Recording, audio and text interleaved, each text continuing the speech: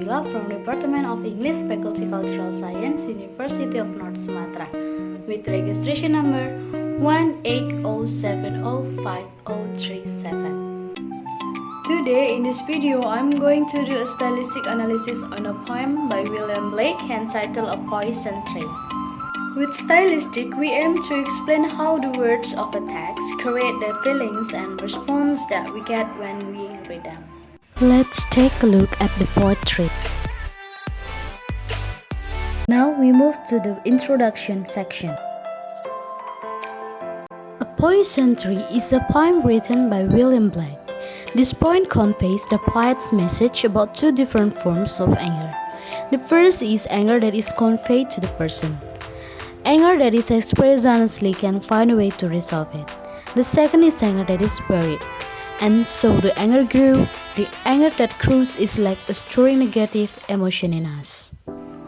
Next, we move to the analysis section. Pay attention to the explanation. We enter to the analysis section. The first is lexical features. In order to analyze the poem, we have to classify the lexical items used in this poem. Here we can see that the poem mainly consists of verbs and nouns. The diction used in this poem shows a negative emotion of sense. The semantic relation contained in this poem is between human and an emotion. The hatred of the enemy from the emotional feeling described by the word red. In addition, because the hatred was hidden, it represented by the word smile. In this context, the poet covered his anger by his smile, so no one knew their feeling because he couldn't cover up his feeling. The chosen word above describe the emotional situation from the poem. The poet wants to show to the reader how does the hidden hatred look like by the selecting diction. The second is form and devices. As we can see together, the poem consists of 16 lines which are divided into 4 stanzas. This poem uses literary devices such as imagery, metaphor, repetition, and rhyme. Metaphor. In the second stanza, the poem describes how can the poet hide his hatred to his enemy. He links his anger to a tree which he watered with fear and resentment.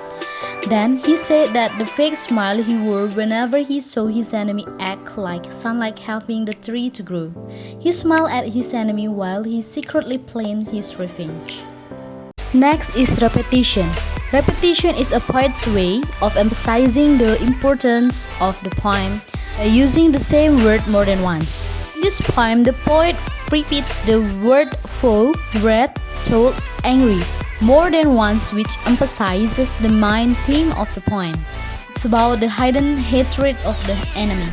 Also the repetition that emphasizes on the self 17 times, I, my, mine. The speaker briefly suggests that the responsibility of managing anger is a personal. Rhyme. All the verses of the poet have the same syllable patterns, also all the stanza of the poet also rhyme. The rhyme is A-A-B-B. Imagery.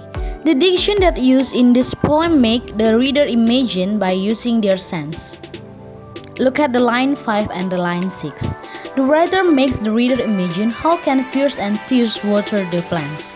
He described the anger as a plant growing in his garden, where metaphorically he watered it every day with tears and fear.